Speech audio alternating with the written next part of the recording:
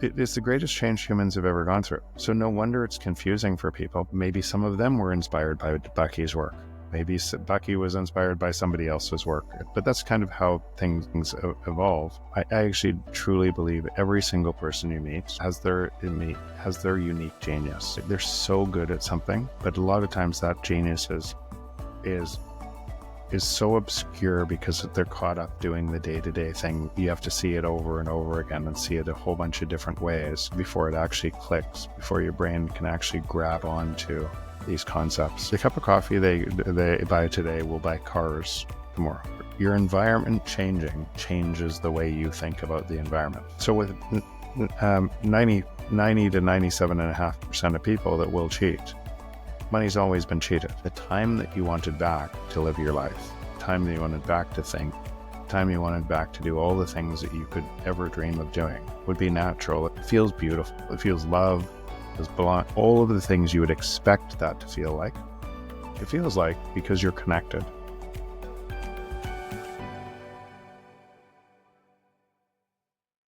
Hey, Jeff, how are you doing? Great, Mac. Great to be here. Yeah. On your first podcast, right? Second, someone else squeezed one in. Hey, good.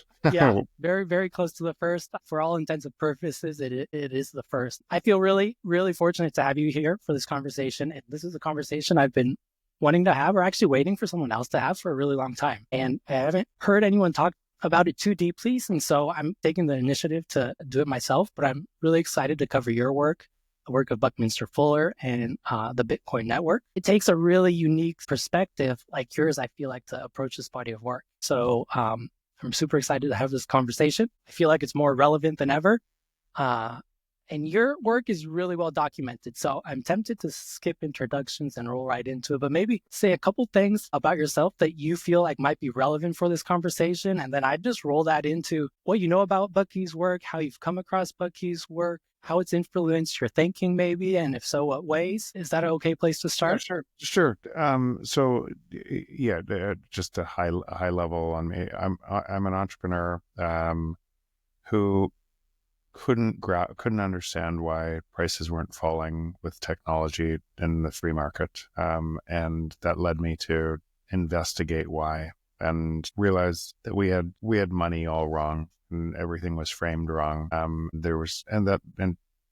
So I wrote a book describing that called The Price of Tomorrow. And so a lot of people have kind of gone through that. And I think high level understand my thesis that the free market is deflationary, that it should be more and more deflationary. In other words, more abundance flows to us through the free market. And how Bitcoin fills that role by anchoring decentralization and security to energy that allows that abundance from technology to flow broadly to society has ever had. I think if you asked where this connects to other bodies of work, and I'm not as deep in Buckminster Fuller as likely you are, but Robert Kiyosaki said the same thing. It was Buckminster Fuller was his mentor, and Robert Kiyosaki said I was him. It was Buckminster Fuller reincarnated, which is like a crazy honor. But I think actually what ends up happening throughout time, I think that these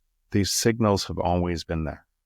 And different people have picked them up through, like you could say Henry Ford, I think, saw the same thing and wanted energy-backed money. I think Nikola Tesla saw the same thing. I think before that, I think some of the foundational religions might have been on the same type of thing, and the structure of exploitation, fighting against a different structure. And certain people throughout times, we look back at those people and say sages, visionaries, that saw something else of what it could look like, but we're kept being overwhelmed by what the system did look like, and essentially the greed in human beings that would corrupt systems. Yeah, that's a good point. Maybe I'll start there, because once you discover how big of an idea this Bitcoin network is, it's almost hard to believe that someone was able to conceptualize it. You get to this point where you're like, wow, how could this person or a group of people put this together? My perspective after studying Bucky's work is that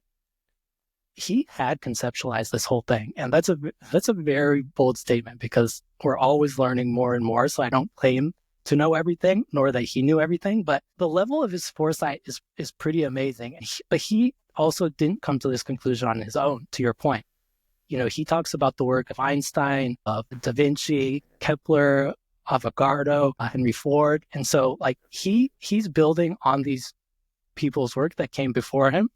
And in many ways, he speaks of himself as just a vessel. So like he's this vessel for these ideas and he's passing it on to another generation. And so all that to say, I found Bucky's work a super effective way or gateway for understanding why Satoshi shared the Bitcoin protocol with the world. And everyone has their own perspective, but I'm hoping this conversation will resonate with some. And we could really start with anywhere, but I think a relevant place to start is maybe around this excitement and fear of technology. Towards the end of Bucky's life, he specifically starts to address these concerns around the fear of technology that people have. He suggests that technology is not threatening. Technology allows us to do more and more with less and less. In many ways, our ecosystem is a form of technology he would speak about, and we are a form of technology. And to quote him directly, he says, "We have so little time working 12 to 18 hours a day that humanity really needs time to think and gain literacy." And I personally don't know anyone who wouldn't want to get more time back in their day. Yet there's this sentiment and fear that's looming today for technology. And I think, a lot of that has to do with this asymmetry in information that you speak to quite a bit. And so I know it's a bit of a loaded question, but can you talk a little bit about why this pending creative destruction is necessary, inevitable, ultimately good for us, and then maybe why a system level change is necessary for those benefits of technology to flow to everybody?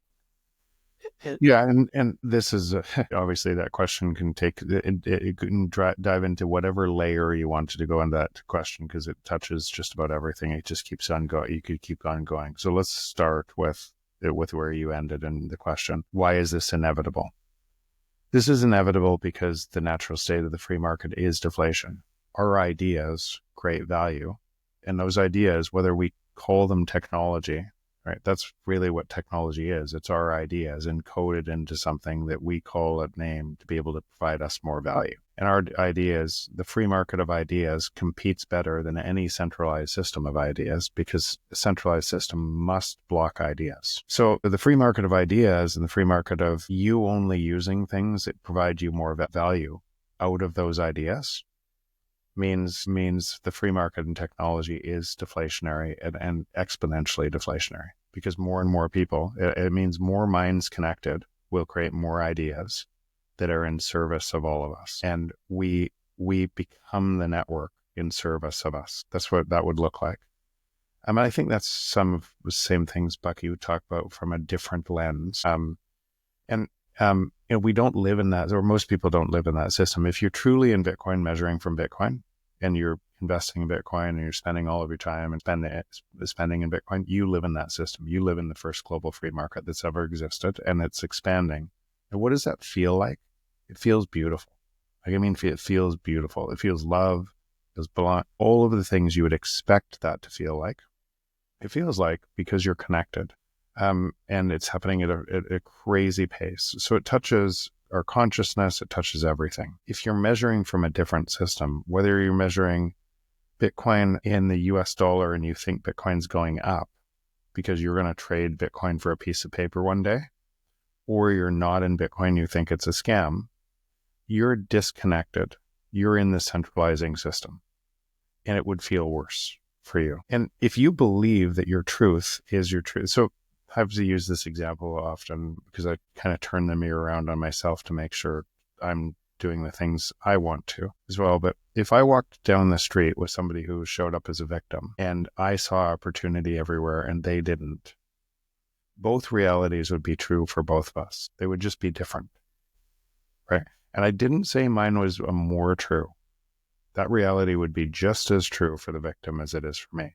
So the question is, how do we come up within our own minds, our ideas, and what influences those ideas to create those impacts that then we look at the world and we create value, or we get stuck in our own way? And this type of change, and Bucky, I think, is right there. This type of change, if you're stuck inside the system and you're in a place of fear, because you can't pay your bills, or you can't, and you're not going to pay your rent at the end of the month. Or you might be so stuck in the system, you might not realize you're making it stronger with all your actions within it. And you might not see that Bitcoin could free you in an instant from that. And just if you spent more time in Bitcoin. But so each person, as this massive change, the system-wide change happen, each person would see that in their own time as they moved energy from essentially an exploitive system that preys on you and centralizes from that, to a cooperative and competitive system that is in service of you. Why it's such a big idea is because it's never existed before. And even if Bucky and Ford and many others throughout history, Mises, wanted it to exist, there was no way to be able to create it to exist that would overcome essentially humans' ability to cheat.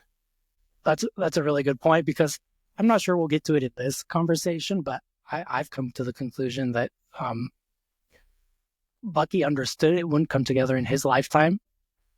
He time locked Bitcoin into his architecture and his writing, knowing he wouldn't be around to see it, but he used his architecture as a vessel.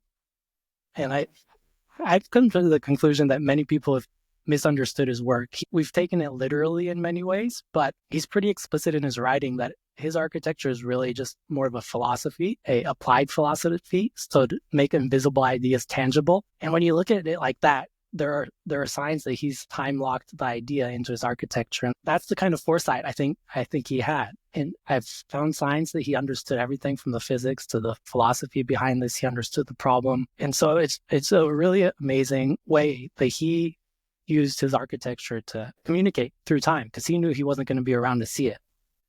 Yeah, I buy that, and I buy that's been true for many other people throughout who've seen this, but couldn't put all the pieces together at that time to be able to actually free humanity and have everybody else see it.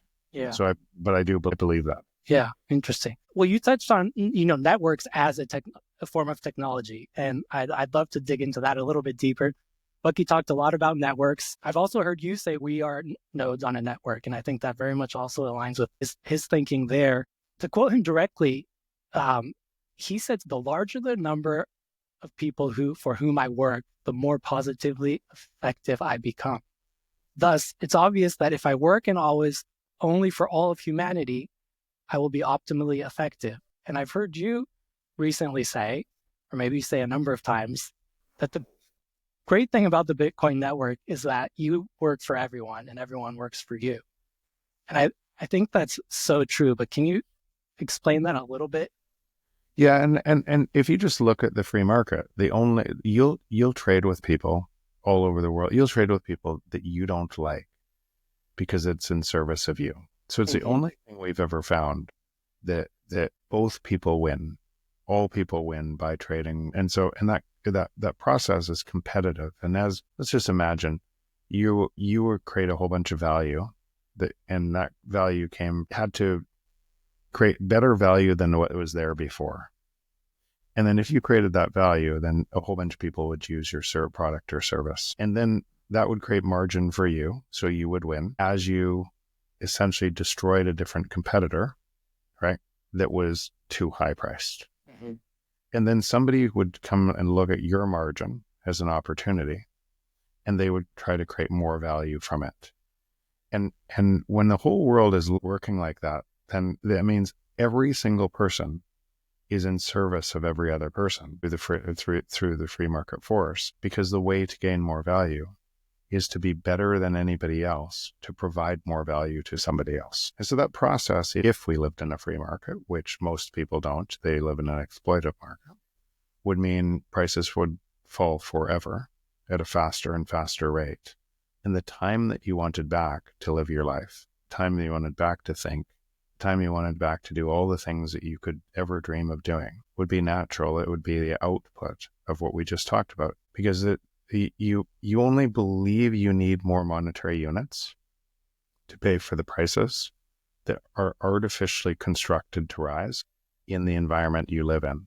And in the other environment, in the free market, prices would continue to fall forever. There would be no monopolies. No one could have a long-term monopoly because it would because that monopoly would face pressure from all of the entrepreneurs trying to attack that margin. I mean, and when I say all the entrepreneurs, eventually 8 billion people on the planet, in service of 8 billion people on the planet. So what Bucky described in a different way is exactly that. In fact, this is where Robert Kiyosaki was saying my work, that's why it connected to Bucky's in the exact same way. Bucky taught him that the more you help people, the better you do. And it's the same thing that I talk about in the free market is driving this. We are all connected. We literally are all connected.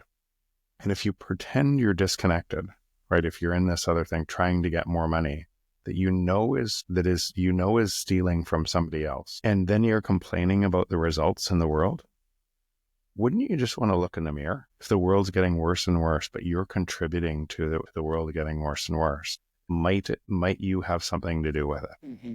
And I would posit you do have something to do with it. We all do. And it's a simple choice. So I want to be careful with that, because that would sound like I'm telling somebody what to do, and everybody's welcome to do whatever they want in their own time. But I find, so may I start here? If you know this, if you know that the free market is deflationary, if you know that Bitcoin can't be cheated, it's decentralized, secure, bounded by energy, and it can't be cheated, then that would mean it would be the first free market that's ever existed. So if you knew that, and then you choose to spend your time in the other market, then it really doesn't say anything about Bitcoin. Yeah, it's empowering, isn't it? It's the first system where, and Bucky would say this too, it's really up to individual integrity. I think it's the first system where you can proactively move your time into something else and make a difference. And no one can stop you. And no one can stop you. It's literally a choice. People ask me all the time, because they hear me say this, well, how do I start?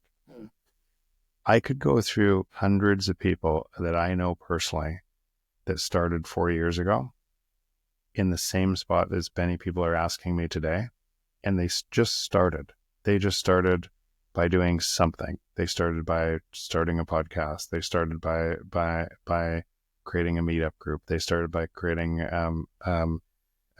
content. They started a business. They just started. And the more in service they were for other people, the faster they had success. Yeah, that's really proof that networks are a form of technology, even though they're this invisible thing that we don't tend to think about like that. Yeah. Core to Bucky's philosophy was not to benefit at the expense of others. And I think networks, to your point of what you just said, allow you to do that. They're not zero sum, they're positive sum. I think you got to be careful with that. So that, and I think if you're talking about what I think he was talking about, is networks can be net positive. But let's use a network effect let's use the network effect of the US dollar. The US dollar today has a strong network effect that is net positive for some people in the world, but very net negative. Its success has to come from stealing from people. So if the success of everything on top of that US dollar has to come from stealing, then what would life look like on top of a network like that? And you can start to see, and then what would happen if as technology moved faster, it had to steal more and centralize more, you could see the network would be very negative. Now keep in mind though, that's the same thing that breaks that network. So network effects that aren't like, so the definition of a network effect is every node in the network makes the network stronger. So by what we just talked about with the US dollar, when that doesn't happen anymore, it can still have a network, but when that breaks, that's what the disruption. So Bitcoin experiences a different type of network effect. Every node makes a system more valuable in perpetuity, where the US dollar can't. And that's why the US dollar will break for sure in time Bitcoin. Yeah, that's a good point. Maybe it's not inherent in the properties of a network that they're net positive. It can go either way. In the early going, a lot of people, the same thing as a network effect in Amazon or Google. It looks like it doesn't have a cost. But let's use Google.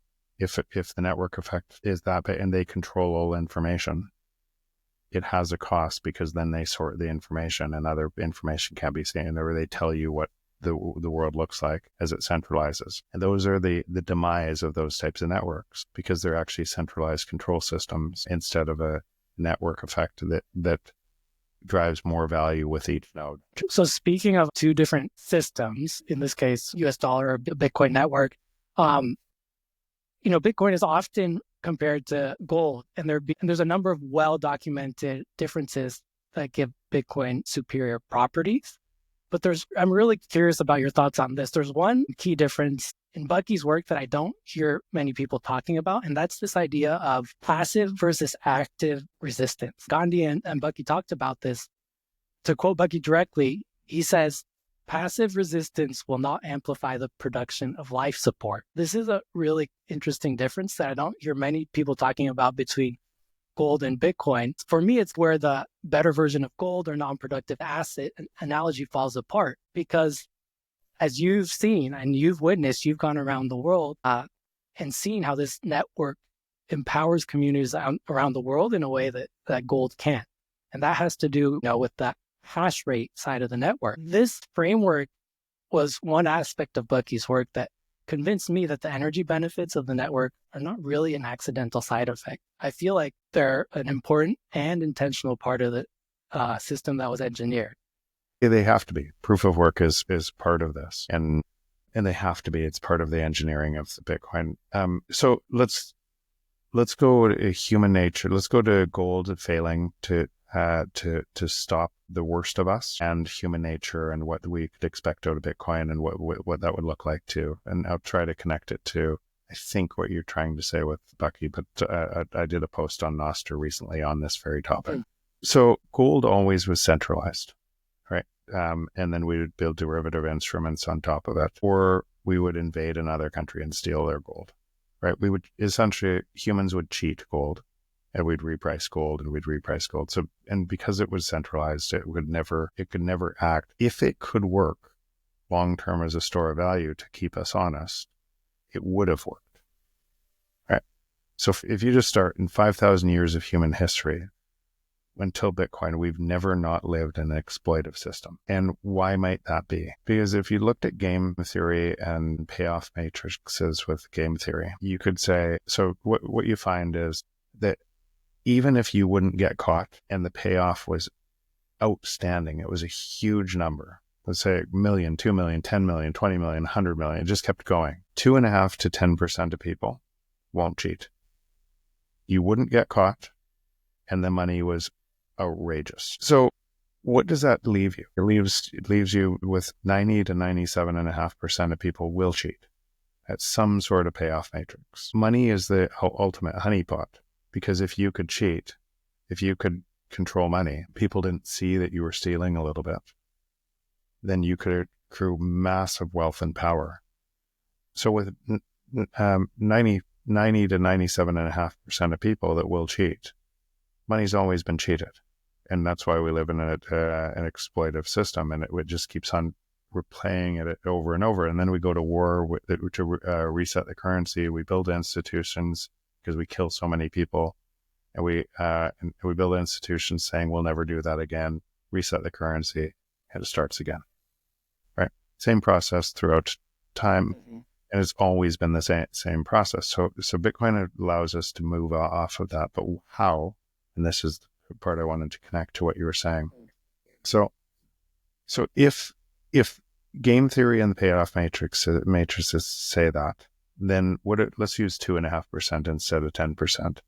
At the 2.5% of people that wouldn't cheat would always be at a disadvantage to the people who would. And those people throughout time were likely killed, right? They wouldn't cheat, but then they were killed. And if you talk about Gandhi or Martin Luther King or many of the other people that we celebrate today, what are we actually celebrating? I think what we're celebrating is what we want our higher selves to look like. Somebody who is, because that would be scarce in the world of cheaters, right? But it would be in that scarcity, even though after they die, right? we would want to be that person. But most people aren't. They can't resist the cheating. They tell themselves, I can't for my family. I have to do it for my family or for this. Most people won't do that. So what would Bitcoin do with the nodes and that decentralized network that protects us? Those anonymous people who wouldn't cheat are the people that lean into the system, run nodes, and watch this and keep it decentralized and secure and always looking for attack vectors. And 2.5 to 10% of people is a huge number of nodes. So it's tipped the scales to the honest win. And because most people want to see themselves as honest, there's going to be a ton of people that try to cheat Bitcoin. FTX, Celsius, it's going to happen over and over and over again because that's what we do. That's what most people do. But what will happen is the honest control the network, and so if you're cheating Bitcoin, you're going to soon learn that you're only cheating yourself. Yeah, that's not exactly where I was going, but that makes a lot of sense. I was actually, suggesting that gold you can hold, but it's not going to amplify the production of life support, right? In the way that like the Bitcoin network does. But again, the reason why is because it was always cheated. If it wasn't cheated, if you could move around gold at the speed of light and speed of transactions around the world, and you didn't have to build a ledger on top that could be manipulated and then centralized. If incentives didn't accrue that way, gold would work. It's just the incentives of gold won't let it stay decentralized. Right. That's the point. And it centralizes. Centralized. And so it can't act as ledger for humanity to operate on, or it would have already done that. Mm-hmm.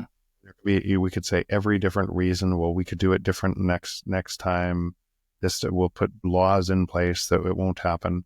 It will happen again for sure. On something like gold, because if we could get out of our own way to be able to act on an honest network, we would have. Bitcoin has to impose that discipline. It has to give something different. And what it gave is somebody like me can run a node anonymously anywhere in the world, and you have to negotiate with me to change the rules. And my node confirms everything.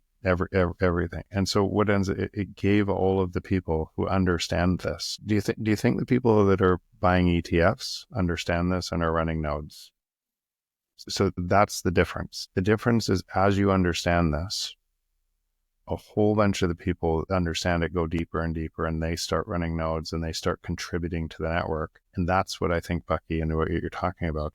Then it becomes a massive amplifier for the productivity of the world to flow to the society where it couldn't before. And every new node, every new person adding their voice, whatever they do on that system, they're making it stronger. That's exactly right. It's forcing a flywheel of innovation, or forcing you to innovate and stay decentralized. And through that, you're growing your wealth. I had somebody challenge me that was in one of the Wolf cohorts that didn't get funded out of the Wolf cohorts. And they said, well, there's a lot of companies that fail, that aren't able to raise capital and everything else. And they said that's a sign of Bitcoin. I said that has nothing on the sign of Bitcoin at all. The free market is hard. The free market is brutally hard because you're competing against everything to provide value to somebody else, against all of the other ideas, and you have to do it better than other people. And that's what the Bitcoin network looks like. Proof of work is doing that work and finding the piece of thing that you are so great at, that you provide value to other people, that becomes the thing that you get paid for in this. Now, the amount of sats you'll need, the amount of Bitcoin you'll need, will keep going down in time because all prices will fall because the entire world's going to move to here. And all of that productivity flows to you if you're on the network anyways. But it's hard to stand out. You have to deliver more value to be able to stand out. It looks very different than the existing world that's constructed to be a 9 to 5 job that sucks your energy. You mean you've talked a little bit about the information you have changing what you see?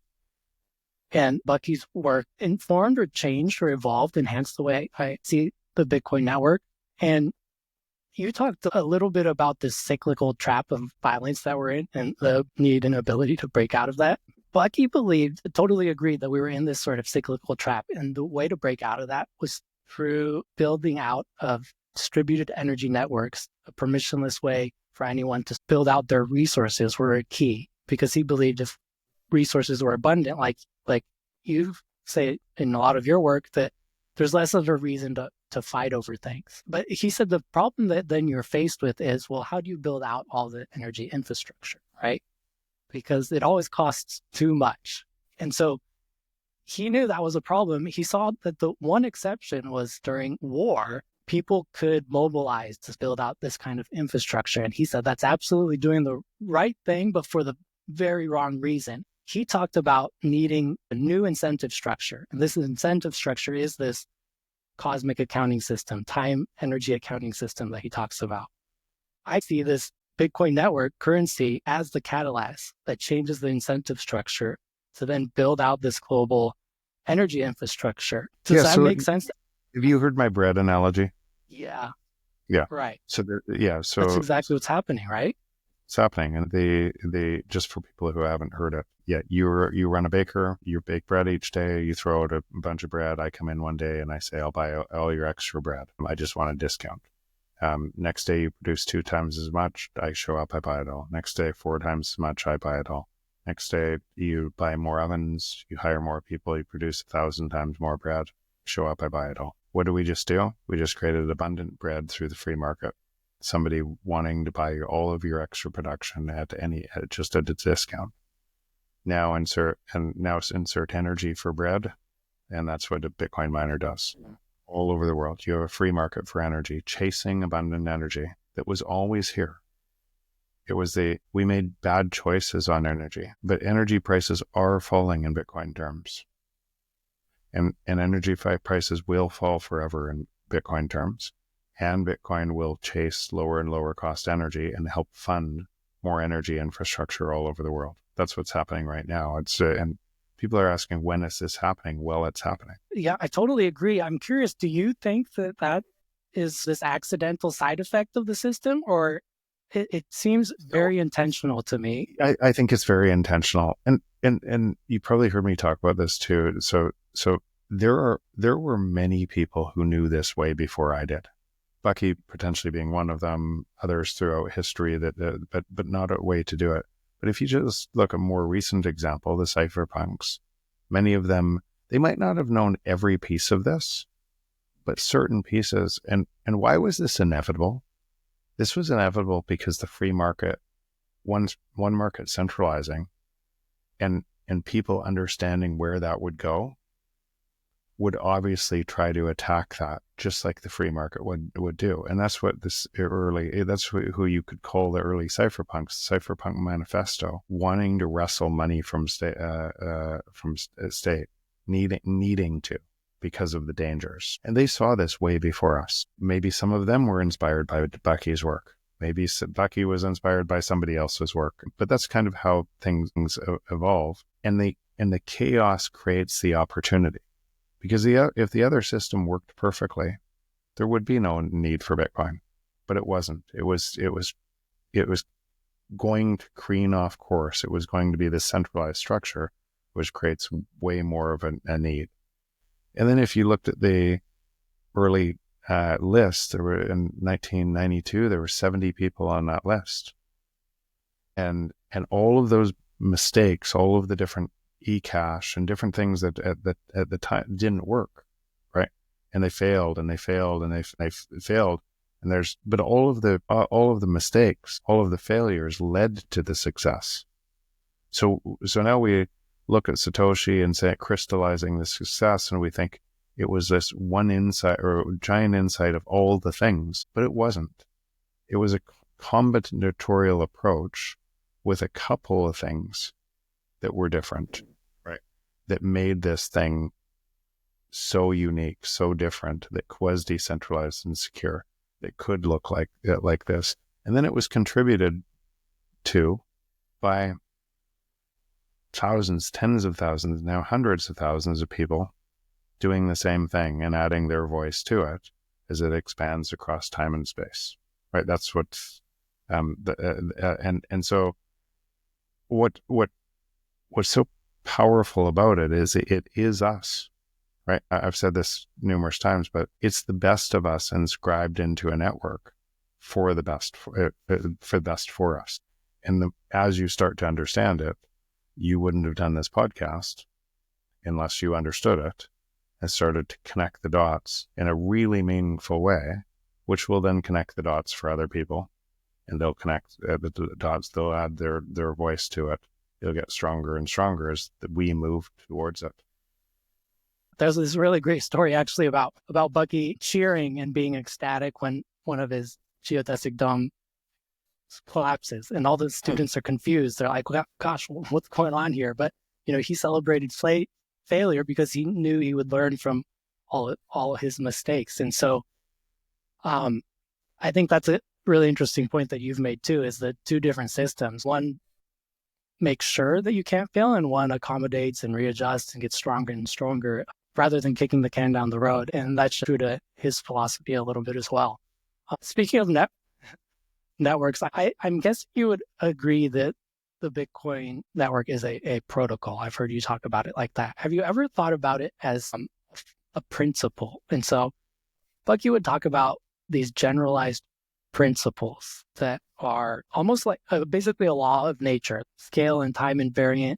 They never go on vacation, he would say. True principles never go on vacation. They're always active, regardless of what time or how big.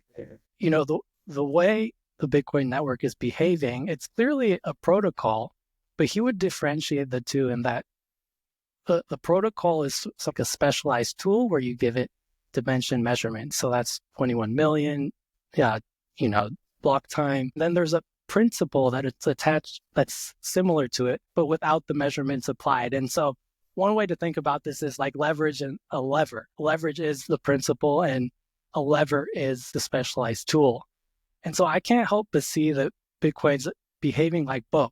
So it's the protocol, but there's this underlying principle. It's the relationship with the nodes, the miners that behave in a certain way, regardless of whether it was 21 million or 20 million. Does that make sense? It does, but I think the nuance in what you're talking about would confuse a bunch of people because they're comparing different things. So I think my work. I generally think in first principles. Mm-hmm. Similar. That's why I use the natural state of the free market is deflation.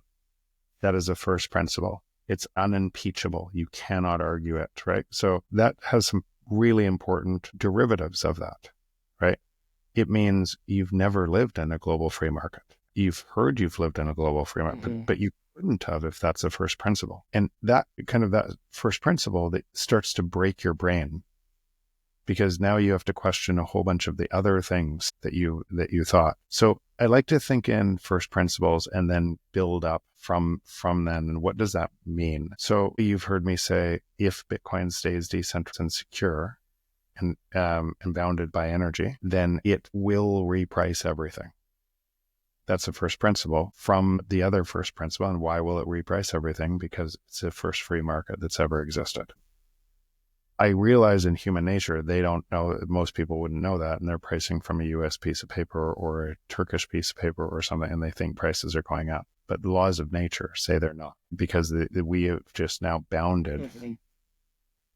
We're now bounded to energy in this system that is pricing the first global free market that's ever existed. And so you can now understand from those first principles what will happen everywhere as people's minds change, as this imposes a new discipline. You can actually see virtually everything that's going to happen from both systems just from those.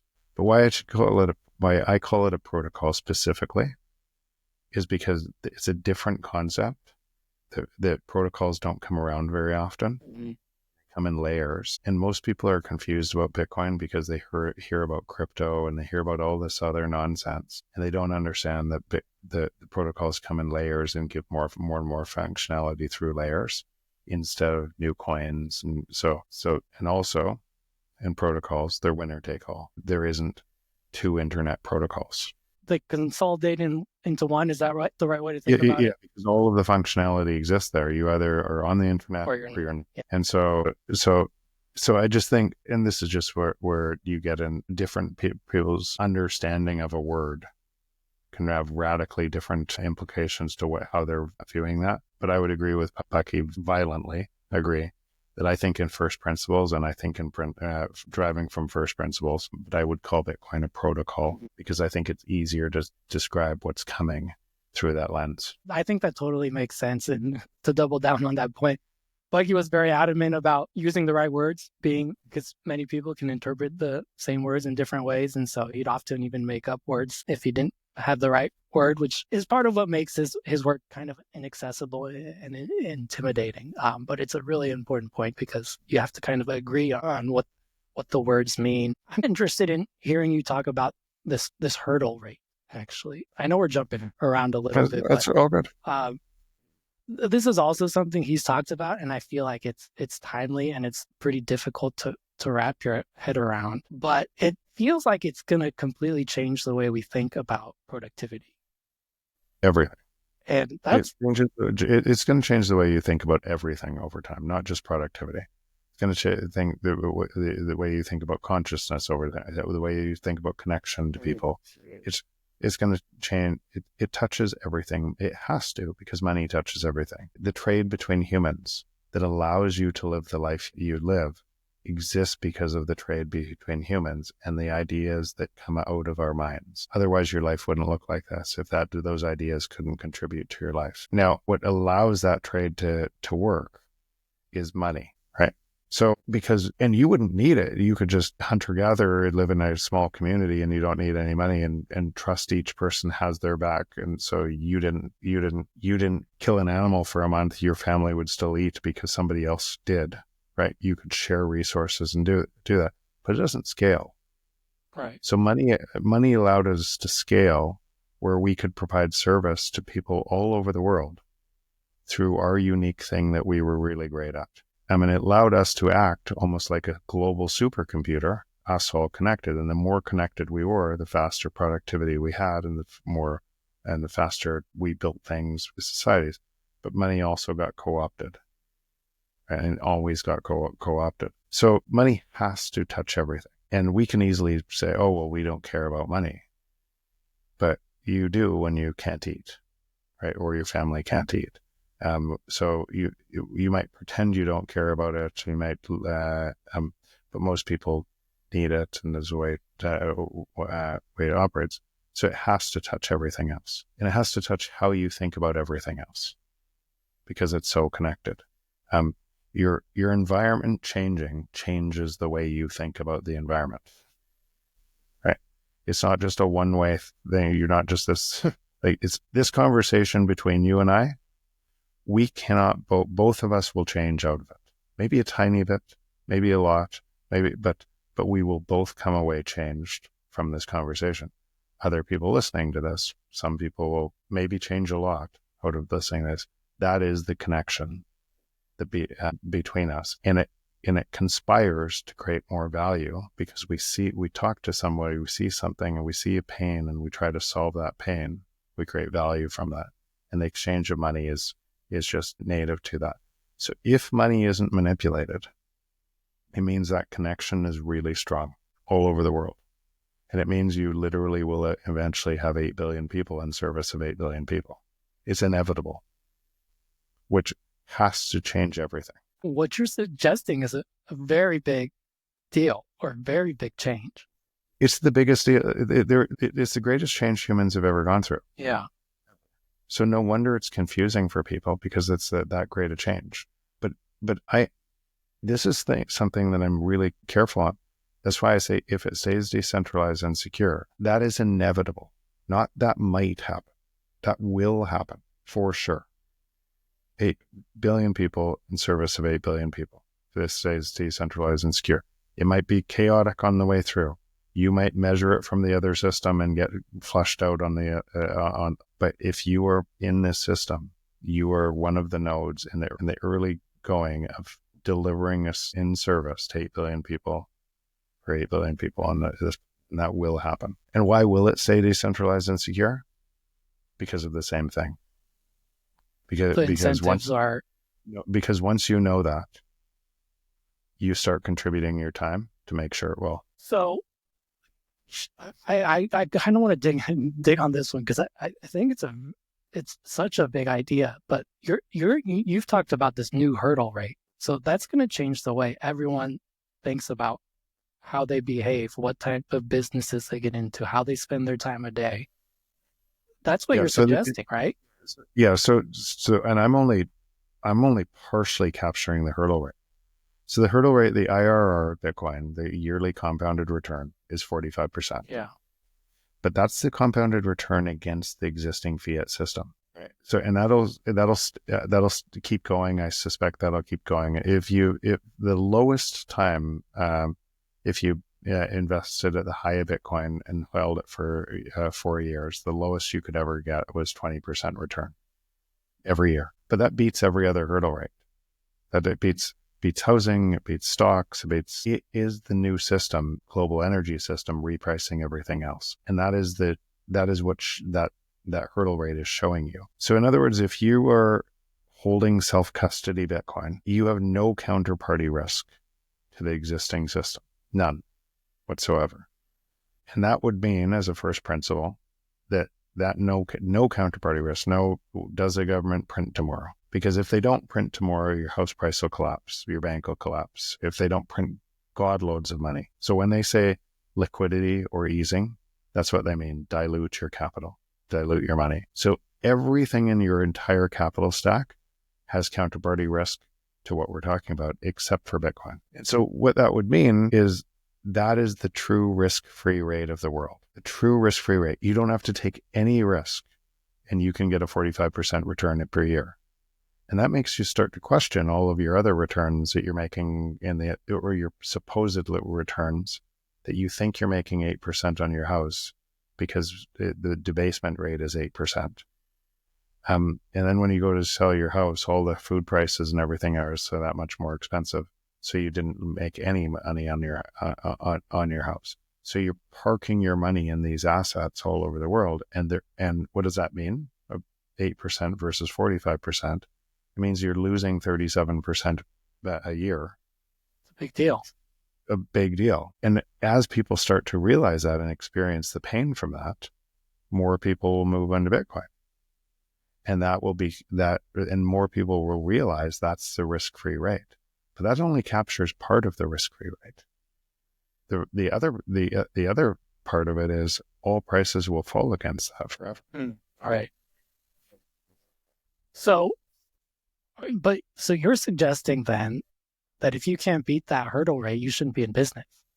You shouldn't be in business. Yeah, that's a big deal. I mean, you clearly know this, but think about the amount of people spending their time and energy to try to get 2 or 3%, and they're losing 42% a year.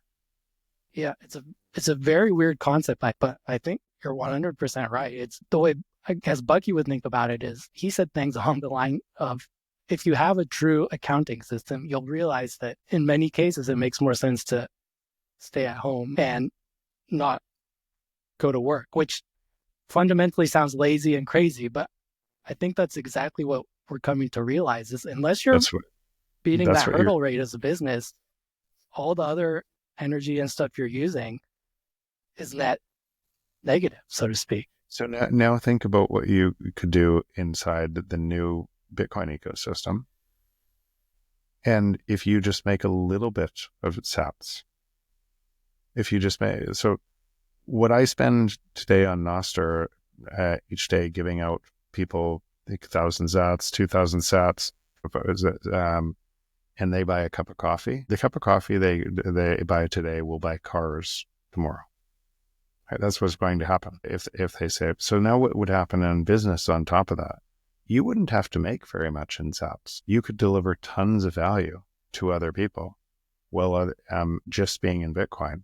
and producing businesses that collect sats. And you're accruing more on top of a monetary asset that is repricing everything else at 45% rate per year. Yeah, that's a wild realization to come to. And so this is the shocking realization, even in our fund. I can't believe more people aren't doing this. Yeah, I can't believe. From your point of view, you see a lot. Like, how many people realize this or are adjusting their business to account for this and denominating in Bitcoin? We are so early. It's so crazy early because people don't realize. So many people can get to the part they agree with the first principle that a natural state of the free market is deflation. They agree that they can get to the point Bitcoin can't be changed. It's bounded by energy. It's decentralized and secure. So it must be pricing the free market. And then they go back to the other market, spend all their time there. And so, I think it's just because this is so different, such a different paradigm than we've ever lived in. So you have to see it over and over again and see it a whole bunch of different ways before it actually clicks, before your brain can actually grab onto these concepts. Are you tired of repeating yourself yet? Because I think you're right. It takes a long time to get there. Yeah. So I'm actually not tired of it. In fact, not at all. So, not at all. I do feel like I say the same thing, and for people who listen to me over and over again, I hope that I can provide some sort of nugget of value. But I have seen so many lights just finally click on, and once they do, it's just a totally for their life. Their life is forever changed in such a powerful way. I think you're right. It just takes time to get there because it's so different than what we're used to. To your point, there's nothing to compare it to, so you can't use something, a previous analogy or history to compare it to. You just kind of have to start from first principles, like you said, and get there. But that just takes so much time because it's just so different from where we are today. This is such a esoteric topic that we've bounced around a little bit. It's kind of hard to talk to, but I do appreciate you carving out time to have this conversation. Maybe I'll end on this piece about education, because to Bucky, having the tools available was not enough. So people needed to know that the tools were available. Otherwise, they're just there. And so I think the same is true for Bitcoin. In many ways, it solves many of the world's problems. But if no one knows that it's there, it doesn't do much good. And he approached this in a way where he would change the environment instead of changing people, because he knew how hard it is to change people's minds. And I feel like that's exactly what Satoshi did, right? He sort of puts this thing in the world, changes the environment, and walks away. You've been very generous with your time teaching people and coaching people and educating people. But I've also noticed you're starting to move your energy away from maybe teaching and just building out this network. Maybe you can close on why that's been your approach and why you've found that to be an effective way to make change. Yeah, so everyone has, I actually truly believe every single person you meet, or almost every single person you have, has their unique genius. They're so good at something, but a lot of times that genius is so obscure because they're caught up doing the day-to-day thing that is taking away. And so the thing I'm really good at is seeing where markets are going, helping businesses succeed. And I'm good at it because I've failed a whole bunch of times in doing it too. So, but I'm an entrepreneur who's been pretty successful at seeing patterns and where the future is going and tying into creating value for other people. And I've done it time and time again, and also made mistakes on timing and the works. And I can give more there and help this ecosystem faster by putting myself in service to other entrepreneurs to help them create their dreams that can help other people, that it can help people experience this network. And so one part of it is education, and I think that's an important part. And some people, like I'll use Natalie Brunell as an example. Like, she's just a fantastic educator, and she's so well spoken in that I could never do how she does it. She's just incredible at it. And there's many others, so they're just so incredible at it. And that is this part of the leg of the stool that's needed, right? It's really important. There's other podcasters and there's other people that's, you look at me, Pure Mayor Bitcoin, which John's done, and to create open source training for the world to use, and each person kind of finding their value in this network and contributing their value. And I'm really good at helping entrepreneurs create the value that they want to create. And so I believe that as people are experiencing Bitcoin 5 years ago, 10 years ago, it was way harder to experience than it is today. And it's getting easier because entrepreneurs are finding ways to make it easier, Lightning, Liquid, a whole bunch of scaling solutions and other valuable businesses. Those valuable businesses are coming from solving pain in the market for other people. And so I think that's what one thing I'd encourage people to look at is they're screaming at the pain in the market today. And most people are spending all of their time screaming at it. Whether it's Trump, whether this, all different sides of it, they're spending all of their time there. But it's a signal to how to solve that pain for other people. And this is wide open for anybody to open and solve what they are really great at in the world onto an honest network that can help other people. And they'll get paid extraordinarily well if they're really valuable to other people. Yeah, that's a really great point to end on. What I love about this particular system is it lets you disrupt yourself in many ways and without compromising your well-being. And on the other system, there's no incentive to disrupt yourself. This one's a little bit different. It sort of prompts you to keep innovating, and it allows you to disrupt yourself. I think it's aligned. I think it's because it's aligned. Right. It's what would just ask a really simple question. What would all your work on top of a dishonest system look like? What would your relationships look like? What would the news media look like? What would politicians look like? What would all things look like on top of a dishonest system? And then ask the same thing, what would it look like on an honest system? Like, what would trust look like on both? And so why people come over to Bitcoin and then they kind of stay and they meet other Bitcoiners and they just immediate connection is because they don't have to worry about that trust. It's already there. If you've gone deep down the route, you know, or you have a high degree of conviction that other people have gone down that rabbit hole with you, and they think similarly on these issues, and they're also wanting an honest ledger for the world. Seems like a place you'd want to spend your time. Yeah, absolutely.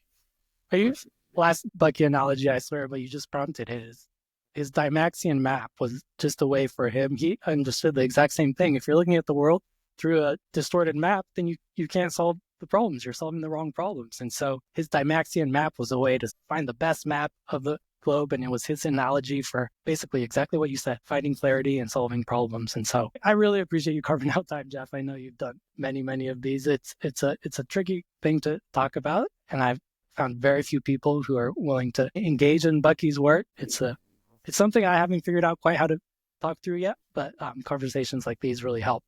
Yeah, no, thanks for doing it. And thanks for kind of bringing that to the fore. You obviously are really deep on that work deeper than most people I know. And I think it's a really great connection to Bucky, his work, and what Bitcoin means. I think, like I say, I think he's probably saying very much the same thing through different words. Yeah, and to me, the fact that many people are saying this, and what's unique about him is he wasn't carrying any bags. Obviously, all these people who came before the network talking about this weren't talking their own bags, right? There's something deeper there, and I think his work just shows that. And so I appreciate you coaching me through this and helping me figure out ways to talk about his work, because I think it's more relevant than ever. Any last comments? No, just thanks for doing this, and I'm wishing you the best of luck with the rest of your show. Good for you for jumping into it. Yeah, thank you. I was kind of forced into it, but so far I've been having fun and learning a lot. So appreciate the conversation, Jeff. Excellent. Thanks, Mac.